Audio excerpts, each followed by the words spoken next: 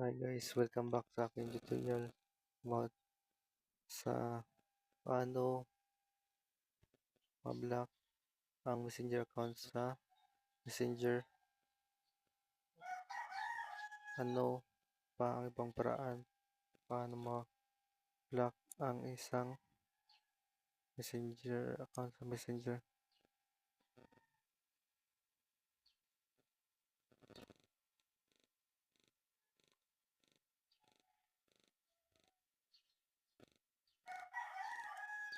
Hanapin natin yung account.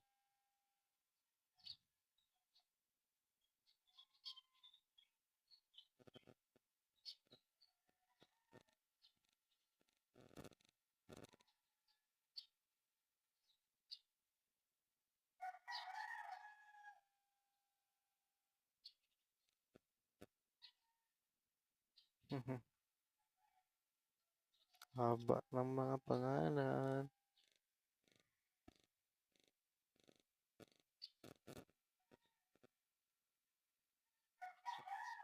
Si Alita Perpetual yung tao na yan.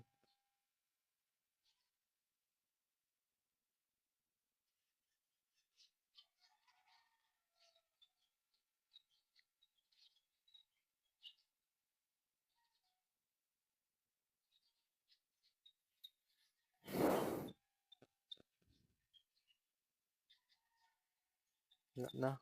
Balik ulit. Hanap-hanap.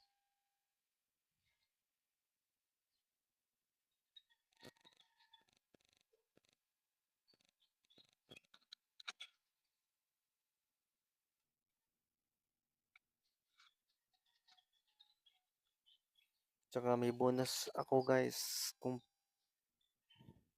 hinala nyo na scammer yung message nyo sa messenger. Balikan nyo yung messenger nyo at pag nahanap nyo yung messenger account, basahin nyo. Yan, block, block.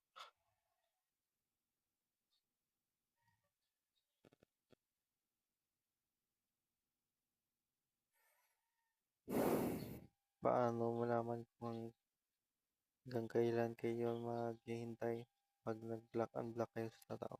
Click ang block. Hindi mo pa maaaring ma-block. Ikaw ay kailangan maghintay ng 4 na 8 oras na ma-block ang sinuman katapos ma-block sila. Okay? Well, ito guys na tao na ito, hinala ko nga scammer. Paano malalaman ng scammer? Nag-chat ako na ando like scams. Pero si messenger mismo ang nagsabi. Agree mo sa mga messages ng isang taong ito. Kaya kahit wala kayong gawin, hindi kayo o mag ano kayo, reply kayo basta wag lang kayo magpaloko. Ito ay madidetect ni messenger. Huwag kayong mag-alala. Don't forget to like and subscribe and hit the notification bell